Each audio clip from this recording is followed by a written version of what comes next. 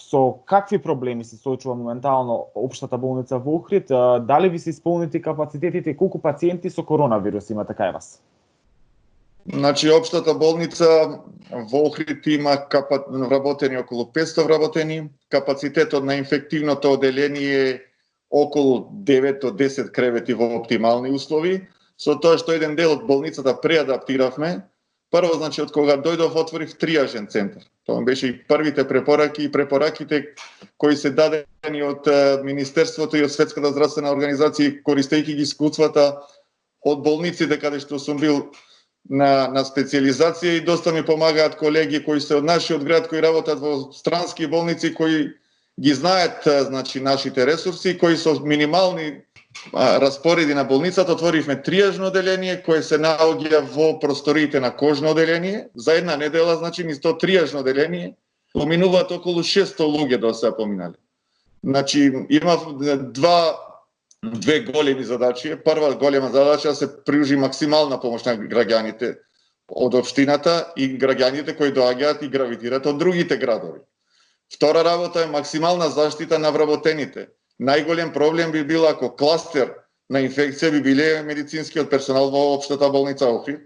За таа цел, колку што можеме, значи, формиравме еден крижен штаб кај што ги стави убедливо најискусните, највозрастните и мислам најсолидните лекари кои ги има оваа болница, и тој кризен штаб нон-стоп правиме состаноци, ги разгледуваме сите можности. Ова е менлива категорија, никој не може да предвиди. Ги користиме препораките на Министерството за здравство и мислам дека досега добро функционираме и добро се справуваме со пандемијата. Кажете ми, колку заболени од коронавирус има моментално кај вас? Има ли воопшто некој хоспитализирано? Значи, моментално на инфективно оделение имаме 5 сомнителни пациенти, кои се сомнителни недокажани, земени се брисови, со тоа што по препораки на Министерството за здравство и по препораки на клиника за инфективни болести кој ни има испратено од професор Миленковиќ, тука за совет, кај што е искрено му благодарам. Значи, ние направивме еден план како да постапуваме, со тоа што докажаните пациенти со малку полесна клиничка слика, со наше возило и наша екипа ги испраќаме во Битола. Потешките случаи ги испраќавме прво на клиника за инфективни болести и фебрилни состојби со наше возило, наша комплетна екипа, или на клиника за инфективни болести, или во болницата 8 септември. Моментално ги испраќаме во болницата 8 септември. Можам да кажам дека симптоми се моментално тие 5 пациенти кои се сомнителни? Тие се пациенти се околу 80% од струга, 20% се од Охрид. Така да тие се во стабилна здравствена состојба, се следат. На инфективното оделение работат 3 докторки специјалисти, 2 специјализанти, и од новите доктори кои сега ги примиме, еден доктор доброволно, значи се пријави самиот оди да помага, така да и 3 сестри нови испративме таму, така да оделението е малтене дуплирано со персонал, дуплирано со кревети. Обезбедивме на преку донации преку 500 маски N95, од кои половината се поделени на инфективното оделение, со тоа што болницата мора да е операбилна, значи работат и другите одели, не е само инфективно оделение, работи хируршки блок, нервно и интерно, таа е голема болница која го покрива целиот регион. Имаше еден проблем пред вие да дојдете на чело на болницата со претходната директорка, и кажете ми, кога дојдовте, дали начекавте хаос и дали беа спроведени сите препораки кои требало да бидат спроведени, испратени од Министерството за здравство, бидејќи имаше утврдено ДСЗ дека дека не биле испочитувани сите протоколи со пациентите. Моје не е да го коментирам, значи последниот збор го даде ДЗСИ, така да моје беше јас тоа да го изменаџирам, да го подобрам. Така да мислам дека прво тоа би било лошо кога би се фалел. Гледам да ги средам сите тие работи. Сега ова е, кажав, пациентите тие што доаѓаат си, прво да нареди секој пациент да се прима. Првата наредба која е даена од мене, секој пациент да се прима. Значи, ние немаме право да враќаме без разлика од кој дел на државата доаѓа пациент. Сега ова токму болница Струшани и околината на Струга се жали од третманот нивен, односно на пациентите од тие места во Охридската болница.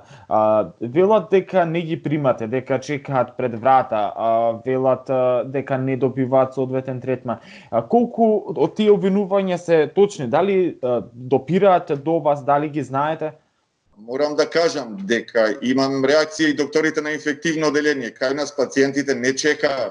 Меѓутоа, за да примите пациент, да го обработите, требат и пациентите да соработуваат. Ние, значи, примаме нон-стоп пациенти од други болници. Сега, најголем пример е, сега што имаше во медиумите, снимка која е снимена пред 7 до 8 дена, кај што е пациентот чекал, треба докторката да се облечи, да го прегледа, да го прими, да го обработи, за да го испрати во друга болница, треба да го испрати припремен, да го најави во друга болница, дали ќе е Битола, дали ќе е дали Скопските клиники. Тие напади што ги трпи болницава нормално дека не ми се драги, меѓутоа ние сме болница со 500 вработени, персоналот е доста обучен, спремен, години обслужува ова болница цел регион. Значи инфективно оделение 40 години ја обслужувала цел регион во Струга и никогаш немале замерки за ништо. Меѓутоа сега е време на интернет и на телефони, секој може да дојде и да сниме едно возило кое чекало 30 минути и тоа да се злоупотреби. Меѓутоа и тоа гледаме да го изменаџираме, гледам пациентите да се задоволни, ние сме тука заради пациентите. Токму вашиот персонал, дел од персоналот кој работи на инфективниот оддел при општата болница кај вас, велат дека добивале и се соочувале дури и со закани од поединци кога присуствувале пациенти. Дали е тоа вистина и дали се случувало? Се случувале такви работи. Значи сме имале ние пациенти кај што фамилиите се заканувале. Сме имале пациент кој што е позитивен на ковид, кај што сакала фамилијата да дојди да го посети.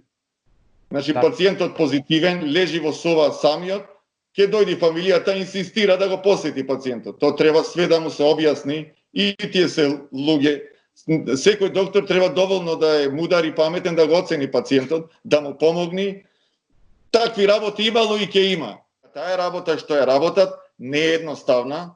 Ако ви ја покажам сликата од докторките наши, кои што имаат ожилци од маски носење, од дежурства, најоговараната болница во моментов е на прва на линија на лекување на ова пандемија. Значи сите пациенти иде тука, без разлика што имат болници во регионот, нашата болница цел народ доаѓа прво во Охридската болница и да се од други дијагнози идат прво во нашава болница. Дали тогаш има оправданост за некаков страф исто така, бидејќи откако ДСЗ направи контрола во болницата, кога во прашање нели беше случајот со стружанката која почина, која не беше хоспитализирана, исто така имаше информации кои струјат, односно од вработените, дека нема доволен капацитет во инфективното, нема услови за да се хоспитализираат пациентите, па тоа создаде еден страф меѓу охриѓани. Дали има потреба за таков страф и дали се доволни тие капацитети за итни случаи, бидејќи нели вие сте како тријажно оделение кое потоа ги испраќа потешките пациенти во Скопје, како што кажавте, останатите во Битола? Мислам за овај дел како сега што сме поставени или како сега што е ова изменаџирани, дека тоа добро функционира. Морам да кажам дека ги следиме насоки на Министерство за здравство.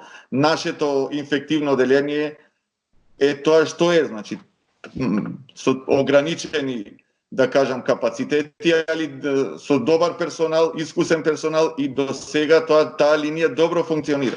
Како ќе биде понатака и колку ќе можеме ние, како ќе се движи ова пандемија, то никој може да го предвиди. Ова е мене материја од ден во ден, така да јас седам за, значи јас малтене тука сум секој ден, прошање дали дома сум отиден последните 2 недели, али јас мислам дека ќе издржиме и како охриѓани ќе се докажеме дека Охрид имат голем